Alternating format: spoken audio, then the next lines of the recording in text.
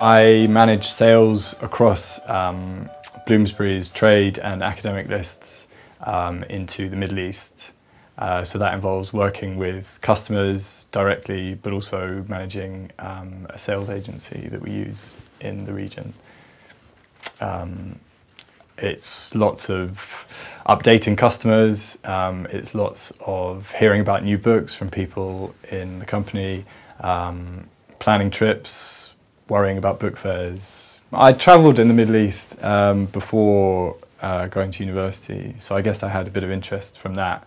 But I'd covered a little bit of the Middle East in a previous job. I think it's a really interesting part of the world.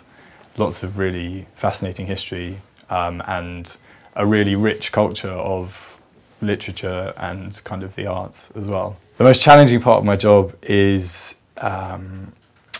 trying to work with cultures that are particularly conservative. For example, selling books into bits of the Middle East is particularly challenging because of censorship and things like that.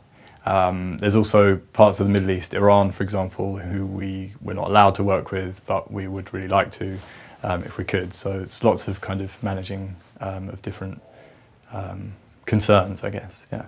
The most interesting part of my job is working across such a broad range of books. So I could be talking to somebody about the latest Khaled Hosseini smash hit, or talking to somebody about a really niche international law book or linguistics journal or something like that. So it's that really broad range of subjects. I think it's very important to be personable for sales. I think a lot of it is about relationships. I think it's also important to be understood and to be able to understand other people in scenarios where English isn't necessarily the first language for the people you're dealing with.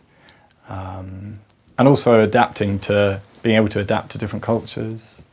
People have different expectations depending on where they are in the world. So if you try to deal with somebody in a way that doesn't really match what they would expect from you, you might find you come up short quite quickly. What interests me most about the future of publishing is